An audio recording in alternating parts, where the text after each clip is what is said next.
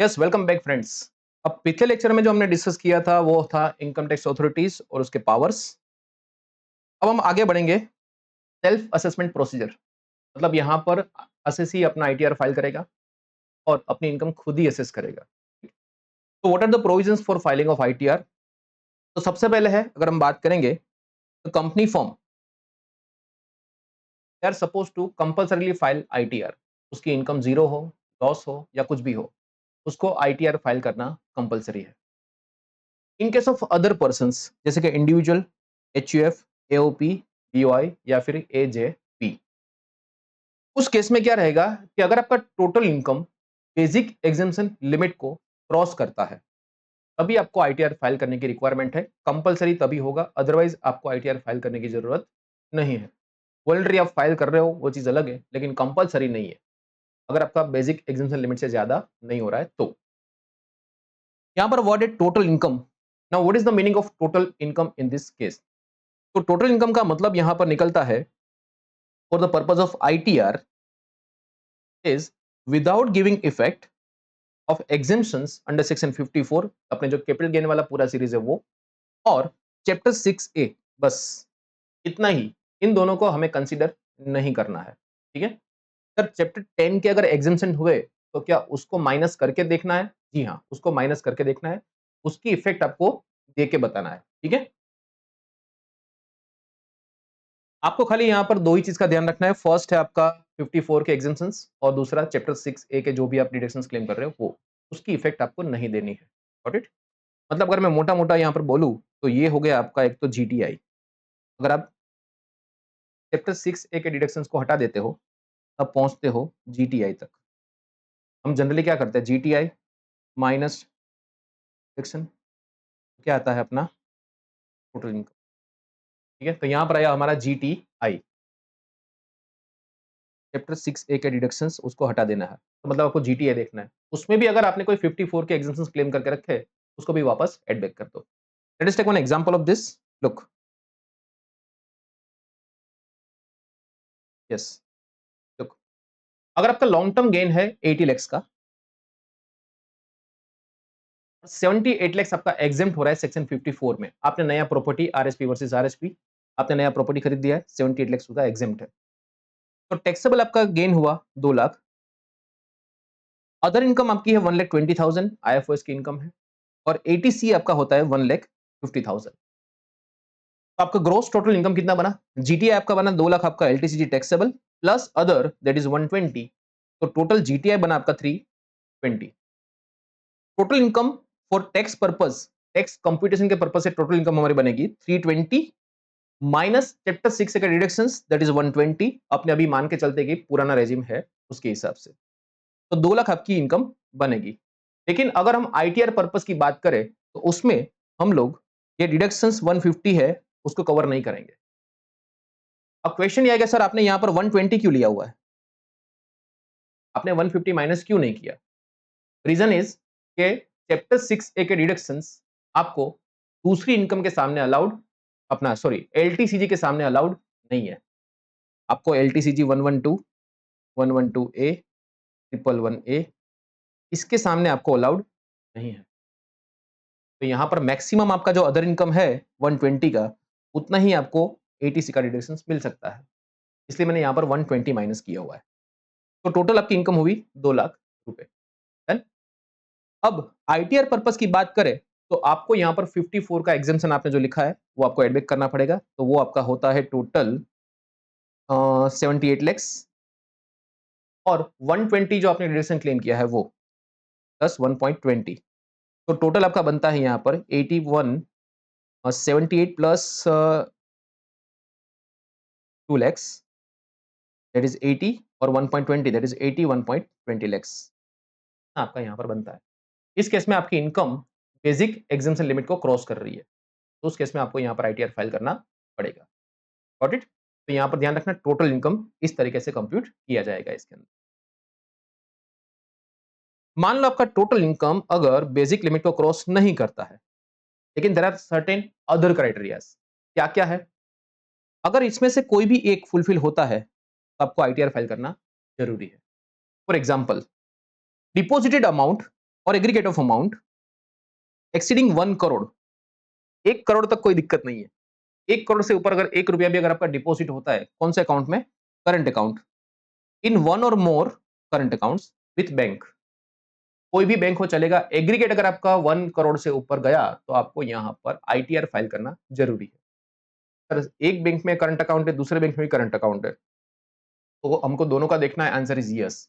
1 और मोर current account with any bank, कितना भी हो, अगर आपका टोटल डिपॉजिट 1 करोड़ को क्रॉस करता है तो उस केस में आपको यहाँ पर आईटीआर फाइल करना है।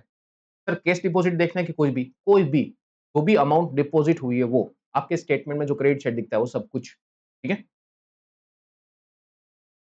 सेविंग अकाउंट की अगर बात करें हम लोग, तो डिपॉजिटेड अमाउंट और aggregate of amount exceeding 50 lakhs. Saving account में 50 लाख का लिमिट है, करंट अकाउंट में 1 करोड़ का लिमिट है, ठीक है। एक्सपेंडिचर ऑफ अमाउंट और aggregate of amount exceeding 2 lakhs. 2 lakh से ज्यादा आपका खर्चा है, किस बात का? फॉरेन ट्रैवल का, आपका या फिर किसी और पर्सन का, हिमसेल्फ और other person for foreign travel. उस केस में आपको आईटीआर फाइल करना जरूरी है।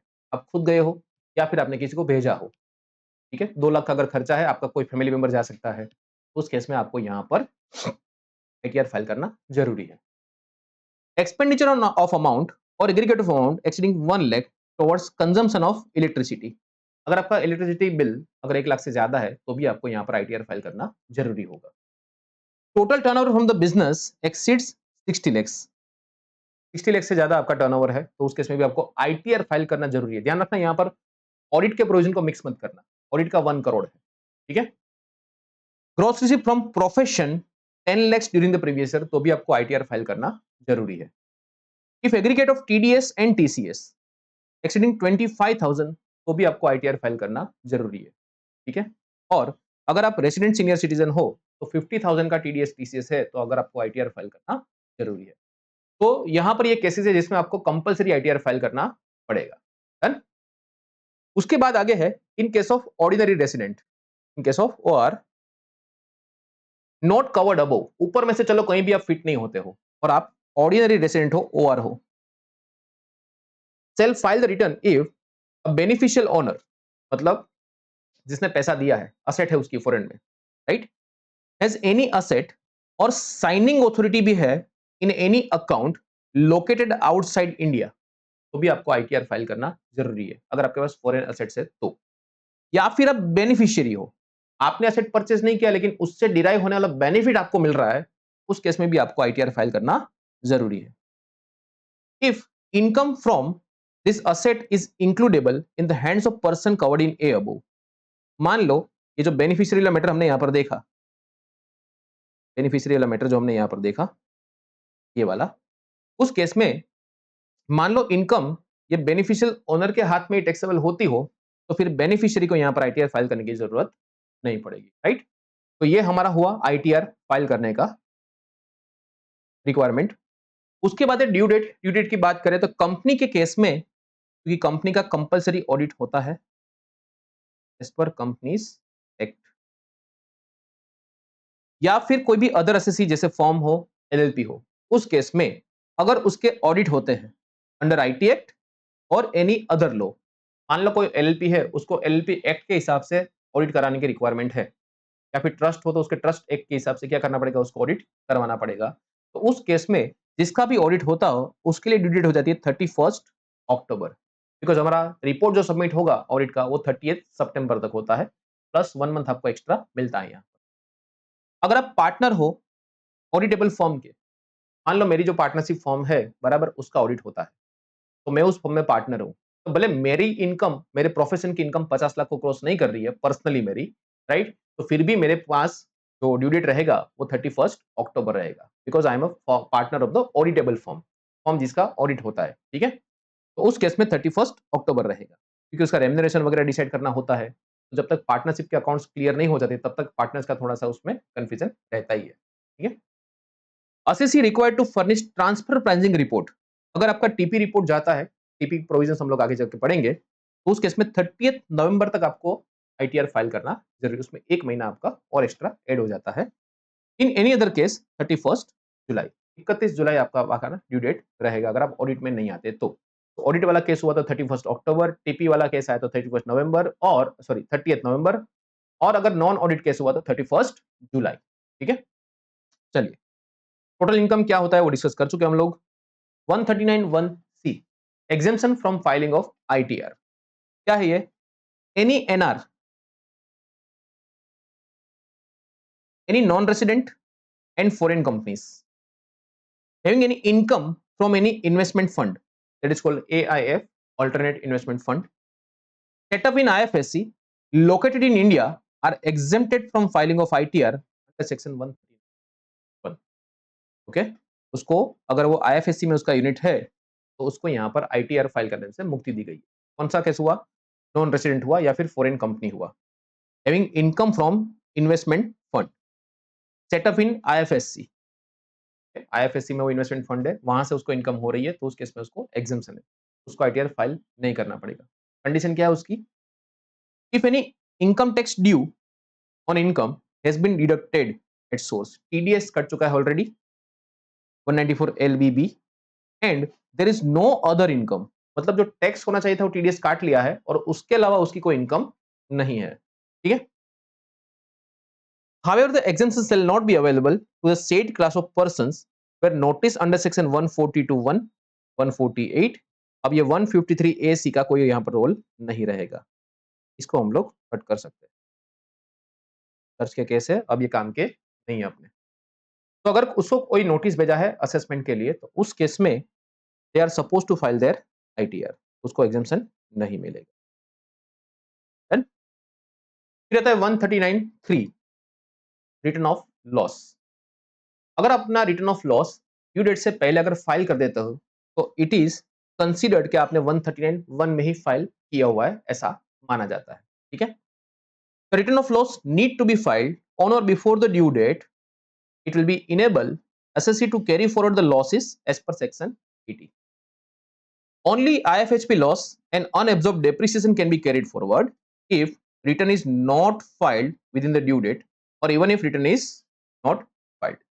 मतलब हाउस प्रॉपर्टी का लॉस या फिर अनएब्जॉर्ब डेप्रिसिएशन आपका कंटिन्यू करेगा अगर आपने रिटर्न लेट फाइल किया है या फिर आपने फाइल ही नहीं किया है तो भी। ठीक है, ये तो हमने सेट ऑफ में भी पढ़ा हुआ है। Non receipt of notice from AO requiring to file ITR is not a valid excuse. आप ऐसा नहीं बोल सकते कि भाई मेरे को तो नोटिस दिया ही नहीं एसेसिंग ऑफिसर, तो मैंने आईटीआर अपना लॉस का आईटीआर वो फाइल नहीं किया है, उस केस में भी आपको फाइल करना पड़ेगा।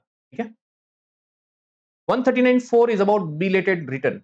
जैसे अपना बिलेटेड हैप्पी बर्थडे वैसे आपका बिलेटेड रिटर्न, तारीख चूक गए आप लोग, उसके बाद अगर आप आईटीआर फाइल करते हो तो कब तक आप उसको बिलेटेड रिटर्न फाइल कर सकते हो?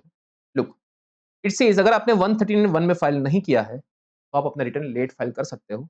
उस केस में है 3 months prior to the end of relevant assessment year, that is 31 of December को आप फाइल कर सकते हो, और before the completion of assessment whichever is earlier. Fine, अगर आपका रिटर्न लेट फाइल होता है तो क्या होता है? पहली बात, आपको लॉस अलाउड नहीं होंगे, कैरी फॉरवर्ड नहीं कर पाएंगे आप लोग। Loss not allowed to be carried forward, set off तो होएगा, कोई दिक्कत ना हो उसमें। इंटरेस्ट अंडर सेक्शन 234A लगेगा, लेट फीस आपको लगेगा 234F का, ये हम लोग डिस्कस कर चुके हैं टीडीएस वाले चैप्टर में, इंटरेस्ट वाले पोर्शन के अंदर। Certain income based deductions chapter 6 से not allowed. No deductions under section 10AA is allowed. ठीक है, तो कुछ डिडक्शंस जो अपने इनकम बेस है 80JJ, डबल ए, एटीएम वगैरह जो भी है, उस केस में भी आपको डिडक्शंस इसके नहीं मिलेंगे, और एसीजेड का भी आपको डिडक्शंस नहीं मिलेगा अगर आपने टाइम पे आईटीआर फाइल नहीं किया है तो। रिवाइज रिटर्न मतलब क्या है कि अगर मान लो आपने आईटीआर फाइल किया है और आपको गलती हुई और अगर आप उस गलती को करेक्ट करना चाहते हो तो आप अपना रिटर्न रिवाइज कर सकते हो। सर हमने आईटीआर फाइल किया फिर हमको लगा गलती हो गई, क्या करेंगे? रिवाइज। फिर लगा कि नहीं नहीं यार गलती नहीं थी, वो बराबर ही था, वापस रिवाइज करो। फिर वापस से लगा नहीं नहीं वो गलती थी, क्या कर सकते हैं? Revise. You can revise n number of times, आपकी मर्जी जब तक आप रिवाइज करते रहो, लेकिन लास्ट 31 दिसंबर है या फिर आपका असेसमेंट कंप्लीट हो गया हो, उसके बाद आप रिवाइज नहीं कर सकते। तो you can revise n number of times. Sir हमने रिटर्न लेट फाइल किया है तो क्या रिवाइज होगा? Answer is yes. अगर आपने रिटर्न लेट फाइल किया है तो भी रिवाइज तो होगा ही होगा, उसमें भी कोई दिक्कत नहीं है। ठीक है, और ये चीज याद रखना हमेशा कि revise return replaces original return. मतलब आपने ओरिजिनल में जो भी क्लेम किया, जो भी वो सब कुछ भूल जाने का फिर। आपने रिवाइज फाइल किया, मतलब असेसिंग ऑफिसर को रिवाइज रिटर्न के ही पर्टिकुलर्स को ध्यान में रखना पड़ेगा। वो ऐसा नहीं बोल सकता कि ओरिजिनल में ऐसा था, रिवाइज में आपने इतना चेंज कर दिया, ऐसा क्यों, ये वो सब, तो वो उसको ध्यान में रखना ही नहीं है। You have to forget your original return अगर आपने रिवाइज फाइल कर दिया है तो। डन? उसके बाद है अपडेटेड रिटर्न। अब अपडेटेड रिटर्न कौन फाइल करेगा, उसके रिगार्डिंग कुछ प्रोविजंस है, उसको मैं थोड़ा-सा अभी 1-2 मिनट बाद के देखता हूँ। आगे की थोड़ी प्रोविजंस मैं देखना चाहता हूँ अभी। 139(9) is about defective return. Now what is defective return? अगर मान लो आपने कोई रिटर्न फाइल किया है, उसमें कुछ टेक्निकल करेक्शंस आपको लग रहे हैं, कुछ मिस्टेक्स रह गई, ठीक है? तो उस केस में आपको डिफेक्टिव रिटर्न का नोटिस आ सकता है। अब ये पहले क्या होता था कि पहले आपका जो आईटीआर था ना, वो मैन्युअली फाइल होता था। मतलब कुछ लोग ऐसे जो आईटीआर के फॉर्म्स आते थे, स्टेशनरी में मिलते थे। उसमें वो लोग पेन से पूरा लिखते थे, पेंसिल से कंप्लीट करते थे और वो फाइल करते थे। तो उस टाइम तो ज़्यादा चांसेस होती, गलती होने के चांसेस होते। जैसे फॉर एग्जांपल एटीसी में मैक्सिमम डिडक्शन है 1,50,000 लेकिन आपने गलती से उसमें 160 क्लेम कर लिया। लेकिन सर अब तो सब कुछ सॉफ्टवेयर बेस्ड है, कंप्यूटराइज़ हो चुका है, तो अब ऐसी गलती होने के चांसेस नो ना के बराबर है मतलब, ठीक है? ऐसा हो ही नहीं सकता वैसे तो, क्योंकि अपने आप ही वो सिस्टम 150 फेच कर लेता है। तो ऐसा तो कोई मेजॉरिटी डिफेक्ट का चांस नहीं रहता, बट जैसे आपको और एक मैं एग्जांपल दूँ, कि जैसे फॉर एग्जांपल मान लो मैं सैलरीड पर्सन हूँ और मैंने किसी को कंसल्टेंसी दिया हुआ है, वन टाइम खाली एक बार, ठीक है? और उसने मेरे को 35,000 का मैंने उसको बिल रेज़ किया। अब उसके सामने उसने 3500 का टीडीएस कट कर लिया है, 94 जे में। अब उसने 94 जे में टीडीएस कट किया है, इसका मतलब क्या हुआ कि मेरी प्रोफेशनल इनकम हुई, ओके? अब मैंने जब अपना आईटीआर फाइल किया, तो मैंने क्या किया कि सैलरी का इनकम और आईएफओएस में वो इनकम 35,000 मैंने डिक्लेयर कर दी और मैंने अपना आईटीआर फाइल कर दिया। अब जब प्रोसेस होगा इलेक्ट्रॉनिकली, तब वो क्या करेगा, वो मैच करेगा। भाई टीडीएस 94 जे में कटा हुआ है और यहाँ पर बिज़नेस प्रोफेशन में आपका फील्ड खाली है, तो वो आपको डिफेक्टिव नोटिस का एक यहाँ पर भेज सकता है। और आप क्या करोगे, उसको रिस्पॉन्ड कर सकते हो कि भाई ये जो इनकम था मैंने आईएफओएस में इंक्लूड कर लिया है। तो यू नीडेड टू वरी, मतलब जो इनकम था मैंने अंदर कंप्यूट हो चुका है। तो आपको क्या करना पड़ेगा, जब भी आपको ऐसा लगे कि भाई डिफेक्टिव नोटिस है, ठीक है, डिफेक्टिव रिटर्न का नोटिस आया है, तो अगर आपको लगे कि नहीं भाई जेन्युइन है, उसमें गलती हुई है तो आप करेक्ट कर सकते हो। आपको लगे कि नहीं भाई उसकी कुछ कुछ ऐसी गलती है तो आप उसको आंसर रिप्लाई कर सकते हो उसका, भाई ये हमारा इसमें कोई गलती नहीं है, जो भी हमने किया वो सही है। बराबर? लेकिन आपको उसका आंसर देना या फिर डिफेक्टिव रिटर्न को करेक्ट करना ज़रूरी है। Look, AO has power to call upon assessee to rectify the defective return. Assessee need to rectify the defect within 15 days from the date of receipt of the intimation. जिस दिन आपको बोला गया वहां से 15 दिन। Otherwise, return shall be treated as invalid and treated as it has never been filed. अगर आपने 15 दिन के अंदर आंसर नहीं दिया, तो आपका रिटर्न इनवैलिड हो जाएगा। इसका मतलब क्या हुआ कि आपने आईटीआर कभी फाइल नहीं किया। इसका मतलब ये हो जाएगा, राइट? मतलब आप नॉन फाइलर बन जाओगे फिर और उसके consequences अलग हो सकते हैं। AO at discretion may grant extension of 15 days. However, AO may condemn the delay if the defect is rectified after given the timeline, but before the assessment is assessment से पहले अगर आपने रेक्टिफाई कर दिया है, भले आपका 15 दिन का टाइम चला गया है, तो एओ उसको कंडोन कर सकता है, ठीक है? उसके बाद आता है 139(4)(a) that is about charitable trust institution. अब ट्रस्ट इंस्टीट्यूशन के केस में क्या होगा कि एग्जेम्पशंस की इंपैक्ट दिए बिना, सेक्शन 11-12 के जो एग्जेम्पशन है, उसकी इंपैक्ट दिए बिना अगर आपकी इनकम बीईएल को क्रॉस करती है, तो उस केस में आपको ऑडिट अपना आईटीआर फाइल करना कंपल्सरी है, ठीक है? और उसको ऑडिट तो है ही करवाना, इसलिए उसका ड्यू डेट क्या रहेगा 31 अक्टूबर। ट्रस्ट का ऑडिट होगा ही होगा। पॉलिटिकल पार्टीज का भी अगर अगर हम एग्जेम्पशन के बिना अगर देखें और उसकी इनकम बीएल से ऊपर जाती है, तो आपको उसमें यहाँ पर ऑडिट करवाना सॉरी रिटर्न फाइल करना पड़ेगा और ऑडिट तो उसका भी होता है, इसलिए इसका भी 31 अक्टूबर रहेगा। रिसर्च एसोसिएशन, जो हमने देखा साइंटिफिक रिसर्च एसोसिएशन, ठीक है, जो लोग साइंटिफिक रिसर्च के बिजनेस में है, वो लोग, न्यूज एजेंसी है या फिर ट्रेड यूनियंस एटसेट्रा, अगर उसकी भी इनकम एग्जेम्पशन देने से पहले पीएल से ऊपर है, उस केस में भी उसको आईटीआर फाइल करना जरूरी है। फिर उसके बाद है यूनिवर्सिटीज, कॉलेजेस एटसेट्रा, उस केस में भी मैंडेटरी आईटीआर है, ठीक है। उसके बाद है बिजनेस ट्रस्ट, उस केस में आरईआईटी इनविट जो हम लोग आगे पढ़ेंगे, उसको भी आईटीआर फाइल करना जरूरी है, और इन्वेस्टमेंट फंड है उसको भी आईटीआर फाइल करना जरूरी है। ठीक है, अब जो हम लोग बात करेंगे that was about updated return. अब ऐसा होता है कि 31 दिसंबर तक आप अपना रिटर्न लेट फाइल कर सकते हो, 31 दिसंबर तक आप अपना रिटर्न रिवाइज कर सकते हो।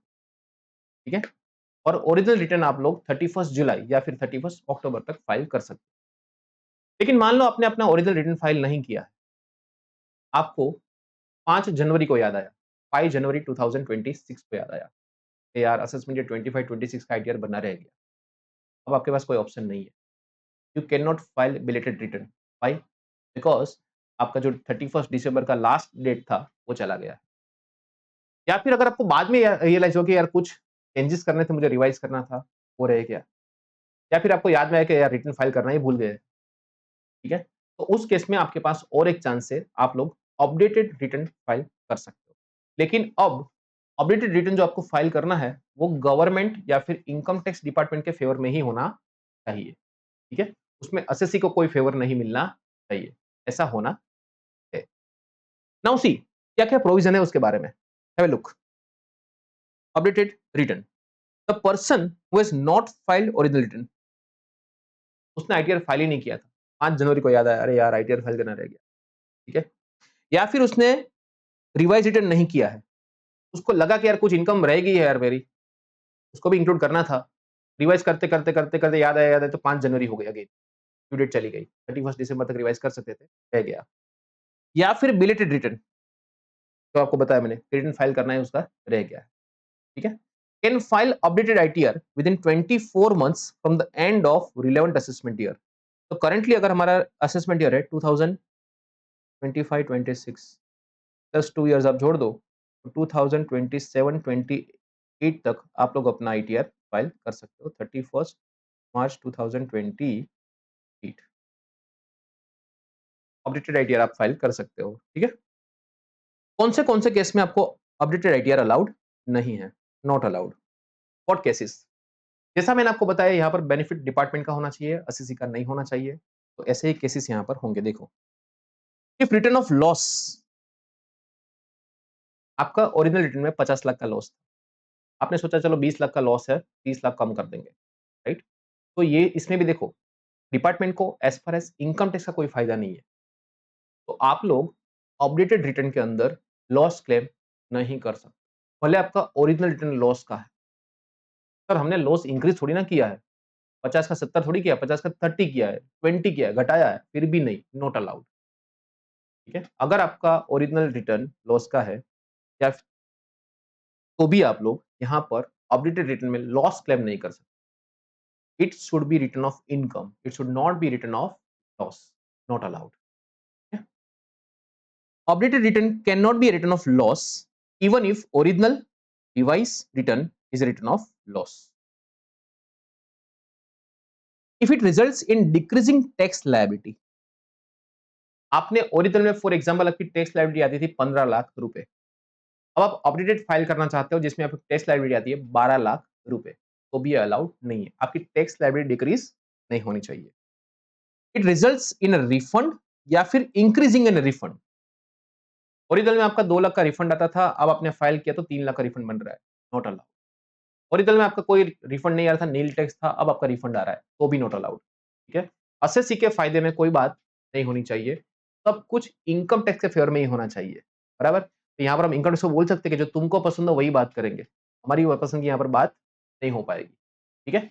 Look, if an updated return has already been submitted, तुमने एक बार तो सबमिट कर दिया, अब दोबारा आपको मौका नहीं मिलेगा, दूसरी बार आप लोग अपडेटेड रिटर्न फाइल नहीं कर सकते। If any assessment proceeding is pending or completed for that assessment year, if any assessment proceeding is pending और completed, अगर मान लो कोई आपका असेसमेंट चालू हो चुका है, आपको ऑलरेडी नोटिस मिल चुकी है उसकी, अब तुम अपडेटेड आईटीआर फाइल नहीं कर सकते। या फिर आपका असेसमेंट कंप्लीट हो चुका है, भले आपके पास टाइम है 31 मार्च 28 तक का, you can not file updated ITR. ठीक है? If any assessment proceeding is under section 132, 132A, 133A search survey is initiated, no updated return can be filed after that for that assessment year और for any preceding to such assessment year. आप उस assessment year को भूल ही जाओ, उसके पहले वाले assessment year का भी आप लोग आईटीआर फाइल नहीं कर पाओगे, updated ITR. Bye such other person notified by CBDT, तो अकॉर्डिंगली यहां पर है, या फिर कोई ऐसा पर्सन है in which AO has information in respect of such person for relevant assessment year in his possession under the पामला ब्लैक मनी एक्ट, ऐसी कोई इंफॉर्मेशन उसके पास है या फिर बेनामी प्रॉपर्टी एक्ट है, तो and the same is communicated to prior to the date of filing of updated return. मतलब एओ के पास पामला के अंदर या फिर ब्लैक मनी या फिर बेनामी प्रॉपर्टी के अंदर कोई इंफॉर्मेशन उसके पास है और उसने उस इंफॉर्मेशन को कम्युनिकेट किया है कि भाई तेरे बारे में इतनी बात पता चली है, ठीक है, अब तुझे आंसर देना है, उस केस में तुमको अपडेटेड आईटीआर अलाउड नहीं है। इंफॉर्मेशन रिसीव्ड अंडर सेक्शन 1990 ए, फॉरेन कंट्री से कोई इंफॉर्मेशन आ रही है इधर, ठीक है, तो उस केस में भी आपको अलाउड नहीं है। As a result of the updated return, carry forward losses, unabsorbed depreciation और MAT credit is to be reduced for the subsequent years. Obviously reduced ही होगा इधर, क्योंकि इंक्रीज तो तुम कर नहीं सकते, लॉसेस को इंक्रीज नहीं कर सकते, ठीक है, अनएब्सॉर्ब्ड डेप्री को इंक्रीज नहीं कर सकते, क्रेडिट बढ़ा नहीं सकते। It reduced for the subsequent year, then the updated return shall be furnished for each subsequent year. मान लो आपका 23-24 का कोई आप रिटर्न अपडेट कर रहे हो और उसकी इंपैक्ट 24-25 पे पड़ती है, तो 24-25 को भी करो अपडेट, 25-26 को भी अपडेट करो। Got it? समझ में आया? क्लियर? पक्का? चलो आगे बढ़ते हैं। अब यहां पर अगर आपने अपडेटेड आईटीआर फाइल करने की इच्छा है आपकी, तो आपको प्रसाद लेके जाना पड़ेगा, ठीक है। प्रसाद के लिए आपको पहले टैक्स कंप्लीट करना पड़ेगा और उसके ऊपर आपको कुछ एडिशनल टैक्स देना पड़ेगा। It is kind of penalty, it is not a penalty but it is known as additional tax. मतलब आपने जो अपडेटेड आईटीआर में जो अपने टैक्स कंप्लीट करके टैक्स भरना है वो तो है ही, उस पर जो इंटरेस्ट लगा है वो तो है ही, अपार्ट फ्रॉम दैट एक्स्ट्रा आपको पैसे देने पड़े, ठीक है। चलिए वो प्रसाद कितना होगा, let's say if assessee's furnish ITR earlier, तुम पहले आईटीआर फाइल कर चुके हो, तो क्या होगा उस केस में कि तुम्हारा total tax as per updated ITR, आपका कितना आईटीआर में टैक्स होता है वो देख लो अपडेटेड के हिसाब से, नया वाला आईटीआर के हिसाब से। फॉर एग्जाम्पल बनता है 50 लाख प्लस उस पर इंटरेस्ट लगा, फॉर एग्जाम्पल 52 lakhs, कितना हुआ 52 लाख, ठीक है। उसमें से अगर मान लो आपने कोई आईटीआर में पहले टैक्स पे किया हुआ है उसको माइनस करो, उस टाइम आपने जो इंटरेस्ट पे किया उसको भी क्या करो, माइनस करो। मान लो वो दोनों मिला के कुल 32 लाख था इन दोनों का, तो आपको 20 लाख रुपए यहां पर भरने पड़ेंगे। क्लियर? समझ में आया? डन? अगर आपने पहले आईटीआर फाइल नहीं किया है तो बहुत सिंपल है, आपका जो आईटीआर है वो, ठीक है, अपडेटेड आईटीआर, उस पर लगाओ इंटरेस्ट, उसमें आपका जो टीडीएस टीसीएस वगैरह जो ऑलरेडी है उसको माइनस कर। सर अगर ऐसा हुआ तो कि अपडेटेड के हिसाब से मेरा टोटल 52 lakhs आ रहा है, मैंने ओरिजिनल रिटर्न फाइल किया था, उसमें 10 लाख का रिफंड था, वो रिफंड मेरे को मिल चुका है, आपको 10 लाख का रिफंड ऑलरेडी मिल चुका है, तो 10 लाख यहां पर क्या होगा, ऐड होगा, ठीक है। लोग मैंने यहाँ पर आपको मेंशन करके दिया है, if refund issued in earlier ITR it will be added, तो फिर माइनस नहीं करेंगे, ऐड करना पड़ेगा, ठीक है, उल्टा आप ज्यादा ले चुके हो ऑलरेडी। अब एडिशनल टैक्स कितना आएगा वो, updated return furnish with in 12 months from the end of relevant assessment year. मतलब अगर हम एवाई 23-24 की बात करें, एवाई 23-24 की बात करें, तो अगर आपने एक साल 12 महीने के अंदर आपने भरा है तो आपको 25% देना पड़ेगा, और अगर 12 से ज्यादा लेकिन 24 से कम है, क्योंकि 24 के बाद तो वैसे भी अलाउड नहीं है, ठीक है, 2 साल से पहले है तो 50% आपको aggregate of income tax and interest, tax plus interest का मिलाकर 50% और 25% आपको यहाँ पर एडिशनल टैक्स देना पड़ेगा। ये जो मैं आपको प्रसाद की बात कर रहा था वो है ये। Right? अब इसका एक एग्जांपल देखते हैं हम लोग यहाँ पर, look, additional tax on updated ITR. Mister समय, वैसे भी अभी खराब चल रहा है, फाइन, समय file return of loss for AY 24-25 on 31st of July 2024 को उसने फाइल किया हुआ है, ठीक है। He received a refund of 85,000, refund मिल चुका है उसको ऑन 15th ऑफ सितंबर 2025, मतलब ये हुआ असेसमेंट ईयर 24-25, 24-25, इसका लास्ट डेट हुआ 31st मार्च 2025, तो 31st मार्च 2026, 31 मार्च 2027, यहां तक कोई अपडेटेड अपना आईटीआर फाइल कर सकता है 24 months. Within this date कर दिया तो 25% लगेगा, और इस पीरियड में किया तो 50% लगेगा एडिशनल टैक्स। ओके, 12 महीने के अंदर हो जाता है तो 25% लगता है। अब यहां पर उसने 15/9/25 को कर दिया है, मतलब ये वाले जोन में है वो, 25% उसको अपना एडिशनल टैक्स देना पड़ेगा। ही विशेस, यहां पर ही वाइजेस नहीं है, ही विशेस है, he wishes to file updated ITR.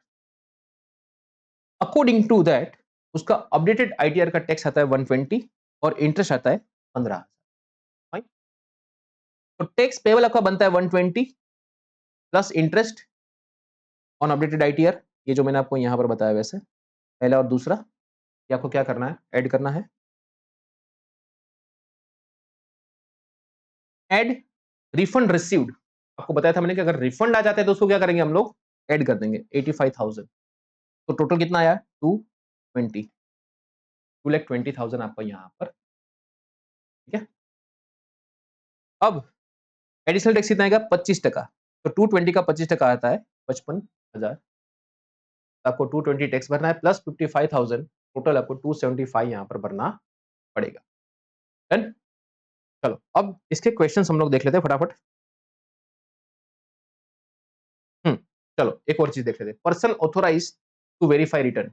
कौन कौन लोग होते हैं जिसको आईटीआर फाइल वेरीफाई कर सकते हैं, वो सिग्नेचर बोलते हैं ना, और अभी के टाइम पे हमारा ओटीपी हो गया है।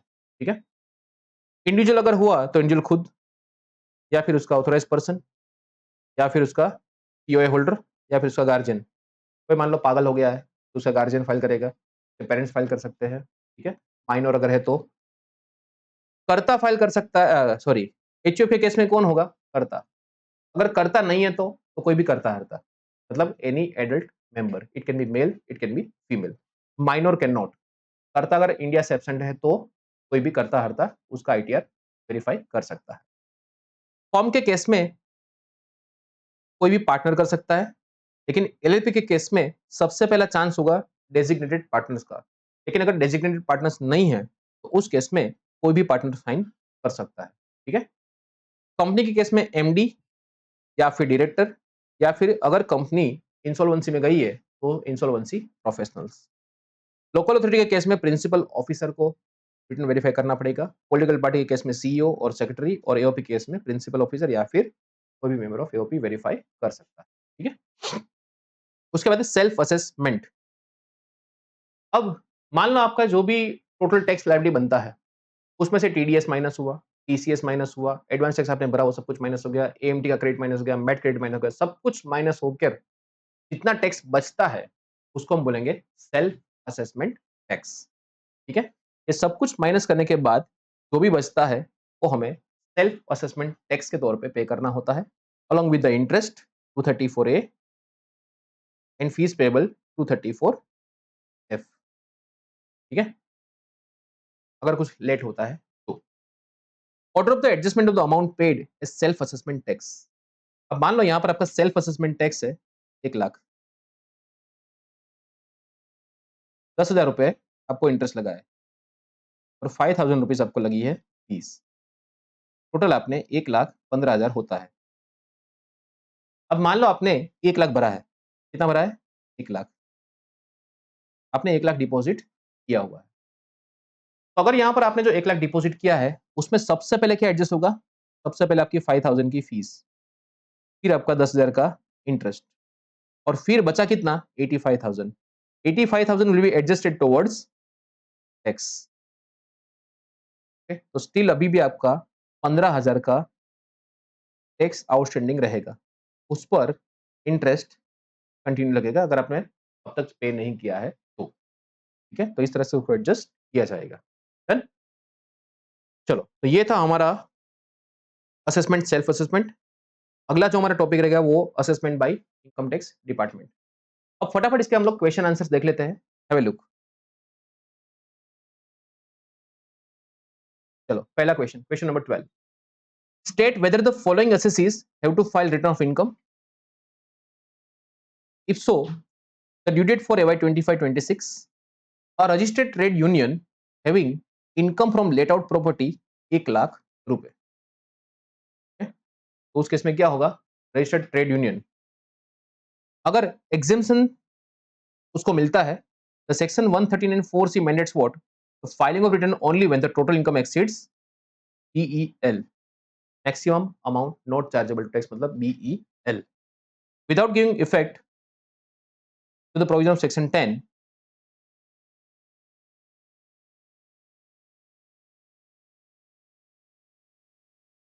यहां पर देख लो ये वाला चीज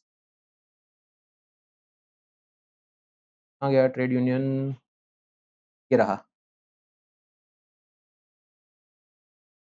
without giving exemption of section 10, अगर उसके बिना अगर आपकी इनकम बीएल से क्रॉस करती है तो look section 10, in this case even without giving effect the total income of trade union is below basic exemption limit, तो उस केस में आपको आईटीआर फाइल करने की जरूरत नहीं पड़ेगी। दूसरा केस है public trust hospital having aggregate of annual receipts of 505 lakhs, 5 crore है, 5 crore 5 lakh to be precise, and availing exemption of 310 under section 1023C with the total income of 240, तो 505 में एग्जेम्पशन उसका आया 310 और टोटल इनकम इसका बनता है 240। The total income without giving effect of the exemption under section 1023C is 550. It should be, यहां पर है ना 505 नहीं होगा, ये होगा 550 lakhs, 550 lakhs होगा इधर, ठीक है यहाँ पर। तो 550 उसका रहता है without giving effect, basic exemption limit को वो क्या करता है, क्रॉस करता है, ठीक है। 3 लाख का जो है उस केस में 31 अक्टूबर की ट्रस्ट का हमने पढ़ा के ऑडिट होता है, ठीक। इसके बाद है question number 13, state with reasons the whether of RTA ROI is to be filed in the following cases of AY 25-26।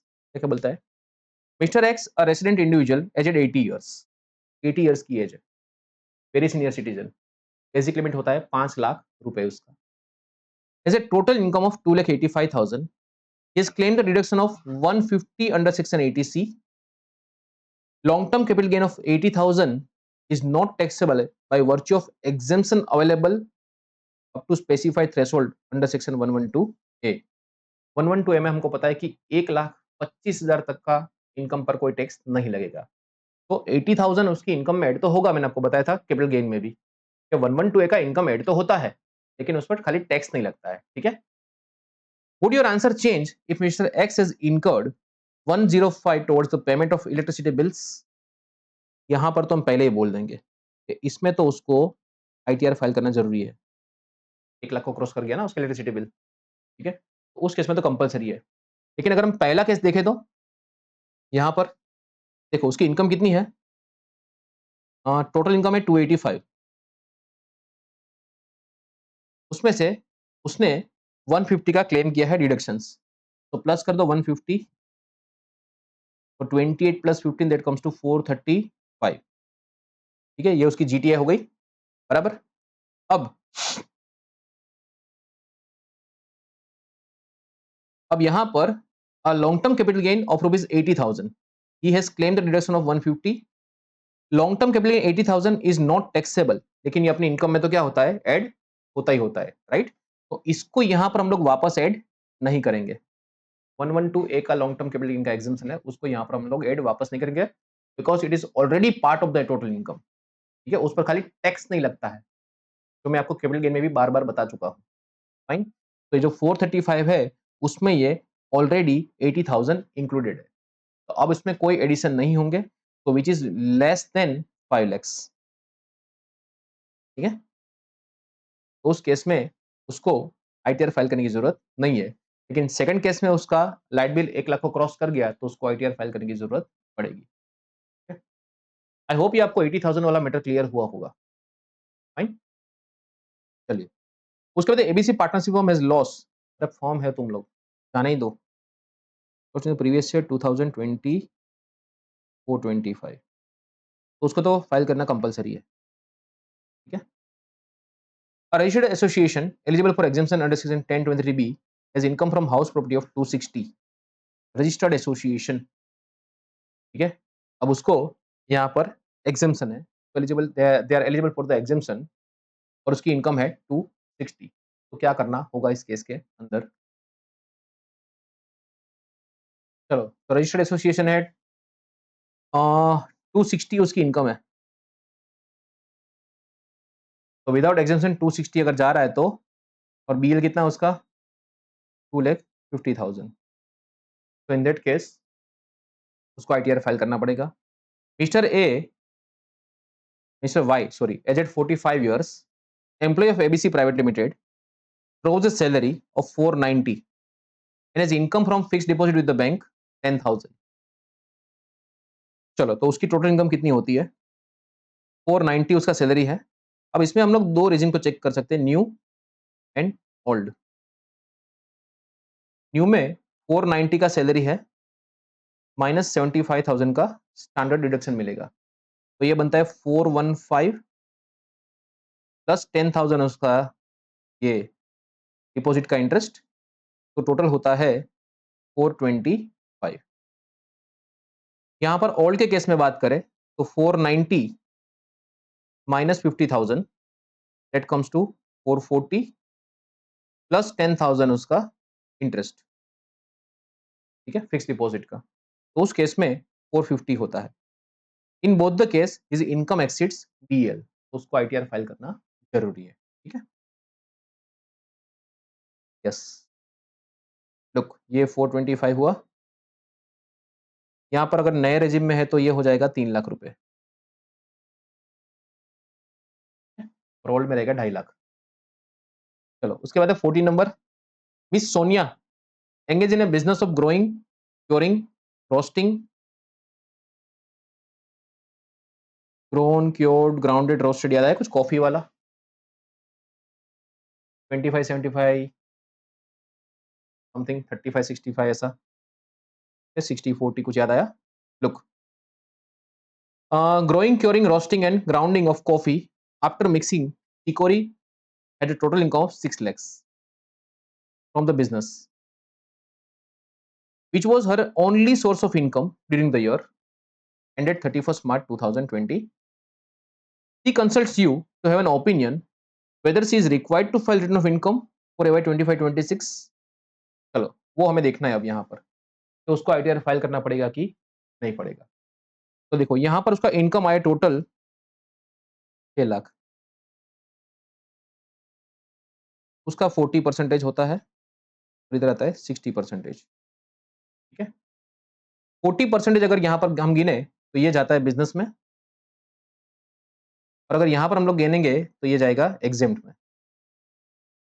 If you remember we have done something about composite income in a business profession, तो 40% business में जाएगा तो 2,40,000 is taxable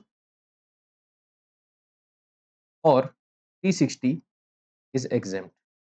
तो 240 is below BEL, तो in that case उसको ITR file करने की जरूरत नहीं रहेगी। फिर आगे बोला है, would your answer change if she travel to Italy during the BY 24-25 and incurred 2.25 lakhs for the same? 2 lakh तक का लिमिट था, 2.25 लाख का खर्चा मतलब 220 का खर्चा कर दिया है, ठीक है, तो उस केस में उसको आईटीआर फाइल करना कंपलसरी है। चलो, क्वेश्चन नंबर 14 के बाद क्वेश्चन नंबर 15 पे आ जाते हैं। एओ इश्यूड ए नोटिस अंडर सेक्शन 142(1), हम लोग पढ़ेंगे आगे, don't worry, on the assessee on 24th of February 2025, calling upon him to file the return of income for AY 24-25. In response to the said notice, assessee furnished a return of loss. Loss का return file किया उसने, and claimed a carry forward of the business loss and unabsorbed depreciation. State whether the assessee would be entitled to carry forward the claim loss. देखो, एक चीज clear है बहुत कि अगर आपको अपना लॉस कैरी फॉरवर्ड करना है तो आपका आईटीआर 139(3) लॉस रिटर्न आपको फाइल करना जरूरी है, और वो भी ड्यू डेट से पहले, और ड्यू डेट कहाँ पे लिखी है? 139(1) में। अब यहाँ पर जो असेसी ने जो लॉस क्लेम किया है वो है नोटिस उसको जो भेजा गया था 142(1) का, उसके रिस्पॉन्स में, ठीक है। तो हमने देखो यहाँ पर एक चीज पढ़ी थी ये भी, कि अगर आपको ये वो नोटिस नहीं भेजता है तो ये कोई वैलिड एक्सक्यूज नहीं है। आप ऐसा नहीं बोल सकते कि मैं तो नोटिस का राह देख रहा था। नोटिस आएगा तब हम आईटीआर फाइल करेंगे, ऐसा नहीं बोलेंगे हम लोग इधर। तो लुक व्हाट इट सेज कि क्या उसको ये क्लेम मिलेगा, ये अपने को यहाँ पर देखना है। ठीक है, तो ये जो मैंने डिस्कशन किया वो तो अपना कंफर्म है कि इतना तो केस में उसको टाइम पे फाइल करना पड़ेगा, अदरवाइज ये सारे लॉस उसके डिसअलाउ हो जाएंगे। आगे क्या बोलता है देखो, assessee has filed the return of loss in response to notice under section 142(1). As per the provision stated above, the return filed by assessee in response to notice 142(1) is belated return, and therefore the benefit of carry forward of business loss under section 71, 72(1), 73(2), and 73A shall not be available. The assessee, however, be entitled to carry forward unabsorbed depreciation as per provision of section 32. ठीक है, इतना वो लोग कर सकते हैं। Clear? चलो आगे question 16। He, an individual, filed a return of income for AY 25-26 on 18th of October 2025. Date file किया भाई साहब ने, declaring a total income of 120. He later discovered that he had not claimed a particular deduction amounting to rupees 2,10,000 while computing his business income in the said return. He filed a revised return on 25th of December 2025. चलो 31st दिसंबर तक तो कर दिया है। Declaring a total loss of 90,000. Income में से loss पे आ गया वो। AO proposes to disallow the claim of T for carry forward of the business loss under section 72(1) amounting to rupees 90,000 for the reason that the revised return declaring loss for the first time was filed beyond the time limit prescribed under section 139(3). अब देखो यहाँ पर matter क्या हुआ है कि उसने जो पहला आईटीआर फाइल किया था वो इनकम डिक्लेयर करके किया था 120 का, और वो भी उसने 18 अक्टूबर को किया है, that is after due date 31 जुलाई के बाद। मतलब उसका ओरिजिनल रिटर्न भी क्या था, रिलेटेड, उसको फिर उसने रिवाइज किया। अगर ओरिजिनल टाइम पे फाइल किया होता, ओरिजिनल मान लो उसने 31 जुलाई से पहले फाइल किया होता, मान लो उसने 15 जून को फाइल कर दिया है, अब उसके बाद भले ना वो 25 दिसंबर को रिवाइज करके लॉस क्लेम करे, वो चलेगा। बट ओरिजिनल रिटर्न टाइम पे फाइल अगर हो गया है, फिर आप उसको रिवाइज करके उसमें आप अपना लॉस क्लेम कर सकते हो। तो प्रैक्टिकल सिनेरियो में कई बार आपको ये देखने को मिलेगा कि मान लो किसी का लॉस है, ठीक है, और 31 जुलाई आ चुकी है, क्या करे अब? अगर आज आईटीआर फाइल नहीं किया तो उस केस में आपका लॉस कैरी फॉरवर्ड नहीं हो पाएगा। उस केस में लोग क्या करते हैं, वो भी करके आईटीआर फाइल कर देते हैं, जैसा भी ये कुछ भी करके आईटीआर फाइल कर देंगे, बस एक बार फाइल हो गया बस, फिर आराम से उसको जुलाई के महीने में, जुलाई के बाद अगस्त में रिवाइज करेंगे और उसमें जो भी उसका लॉस है उसको कैरी फॉरवर्ड करेंगे, दैट इज अलाउड, उसमें कोई इश्यू नहीं है। लेकिन आपका ओरिजिनल आईटीआर टाइम पे फाइल हुआ होना जरूरी है। डन, चलिए look, he filed his original return of income for FY 25-26 within due date specified in 139(4), that is belated return. Section 139(5) empowers an assessee to discover any omission or wrong statement in the return filed under section 139(1) or 139(4) to file a revised return before the expiry of 3 months prior to the end of relevant assessment year, मतलब 31 दिसंबर से पहले आपका हो जाना चाहिए। He having discovered an omission to claim the particular deduction in a return filed by him related under section 139(4) has filed a revised return within a time prescribed under section 139(5). अब उसने ITR file किया है, ठीक है। A revised return was effect of replacing the original return, वो तो हमको पता ही है, ठीक है, and relates back to the date of original return, मतलब वो ऐसा माना जाएगा कि आपने उसी दिन जो फाइल किया था वही है, fine. Thus, where a return was filed under section 139(4) declaring the income and it was later revised declaring a loss, the revised return shall substitute the original return which was filed belatedly, वो भी belated ही माना जाएगा, मतलब ठीक है?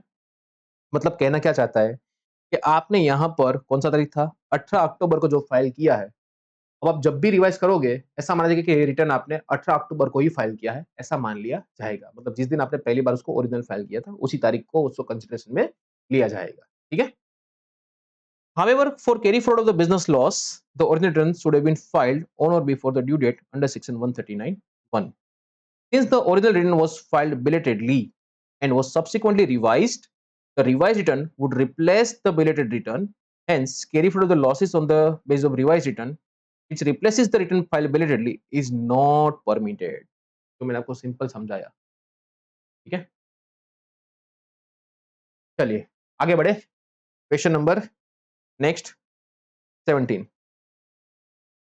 Examine the correctness or otherwise of the following statements in the context of the provisions contained in the Income Tax Act and the decided case laws. AO is bound to allow set off of broad fraud losses under section 72 even if the assessee has not claimed the same in the return file. Answer is yes. AO को set of करना पड़ेगा, ठीक है? हमने ये भी पढ़ा था कि अगर एलिजिबल प्रॉफिट है आपके पास तो आपको सेट ऑफ करना कंपलसरी है। चलिए देखो क्या बोलता है। The Supreme Court has in CIT versus Mahalakshmi Sugar Mills Company Limited held that it is the duty of AO to apply the relevant provisions of the act for the purpose of determining the true figure. AO की जिम्मेदारी है तो उसको जितना भी provisions applicable होता हो वो सब कुछ उसको अप्लाई करना पड़े। Merely because the assessee has not claimed the set off in the return filed, it cannot relieve the AO of his duty to apply section 72 in the appropriate. मतलब AO को तो अपने हिसाब से अपना दिमाग लगाना ही। As per CBDT circular, it is the duty of AO to assist the taxpayer in every reasonable way, particularly in the manner of claiming and securing relief in this regard. They should take the initiative in guiding a taxpayer where proceedings or other particulars before him indicate that some refund or relief is due to him. अगर ऐसा कुछ होता है तो AO की जिम्मेदारी है उसकी मदद करे, ठीक है? Therefore, on the basis of the above Supreme Court rulings and CBDT circular, AO is bound to allow the set off of broad fraud losses, even if he has not claimed. Moreover, the wording used in section 72 shall indicating that the provision relating to set off or broad fraud losses are mandatory. ये मैंने आपको set of में भी समझाया था कि अगर आपके पास एलिजिबल प्रॉफिट है तो आपको लॉस सेट ऑफ करना कंपलसरी, आप अननेसेसरी इसको कैरी फॉरवर्ड नहीं कर सकते। तो यहाँ पे AO का ड्यूटी है उसको सेट ऑफ करना पड़ेगा। चलिए उसके बाद है next question number 18. Discuss with the reasons whether the following statements are correct or not. Mahesh, a resident and ordinary resident in India, having a house property and bank account outside India, is not required to file income tax return. गलत है ना यार। Foreign assets अगर आपके पास है तो आपको ITR file करना जरूरी है, भले आपका इनकम बेसिक लिमिट से कुछ भी और भले आपका इनकम जीरो क्यों ना हो इधर। अगर आपके पास फॉरेन एसेट्स है, आपको मतलब है मतलब बेनिफिशियल ओनर, राइट, तो आपको यहाँ पर आईटीआर फाइल करना जरूरी है। ओके, चलिए उसके बाद है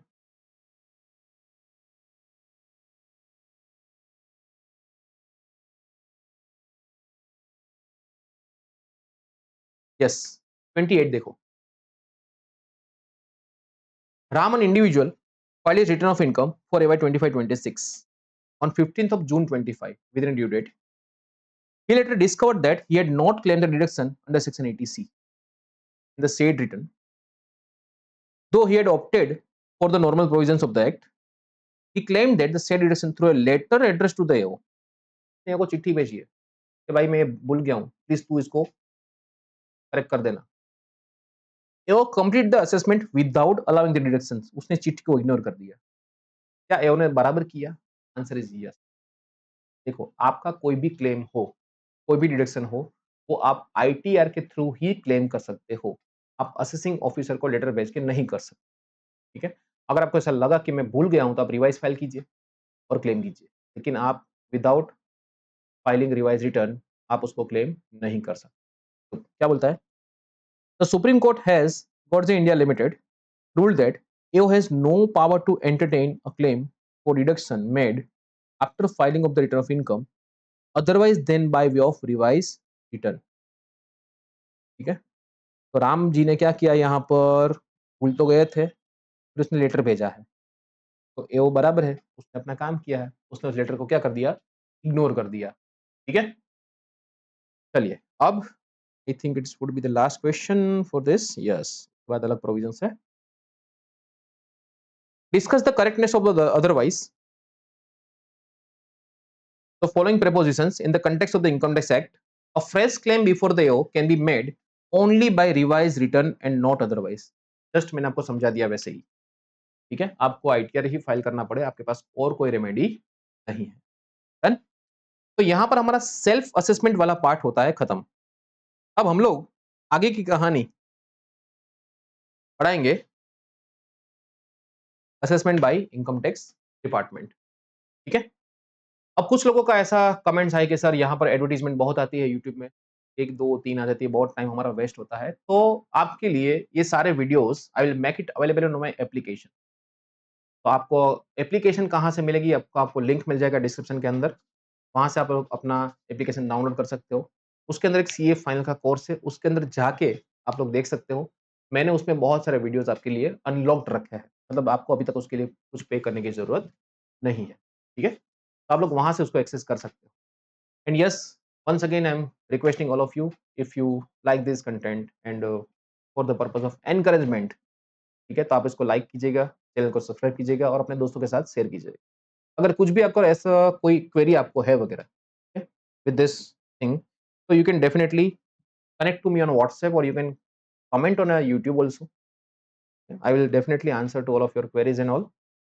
और आपको ये कैसा लगा? आपके फीडबैक्स भी आप अगर ऐसा हो तो मुझे भेज दीजिएगा। कुछ भी आपको ऐसा लगे कि सर यहाँ पर हम लोग आपने वर्कआउट कर सकते हैं, इसको हम लोग थोड़ा प्लस माइनस कर सकते हैं। Your feedback will be matter to us. तो स्टूडेंट्स का ही फीडबैक हिसाब से हम क्या करते हैं, इम्प्रूवमेंट अपने हिसाब से करते रहते हैं। चलिए, तो from my side I will sign off right now. Will see you for the assessment by income tax department. अब जो लफड़ा चालू होगा वो दोनों साइड का हो, ठीक है? चलिए, मिलते हैं फिर।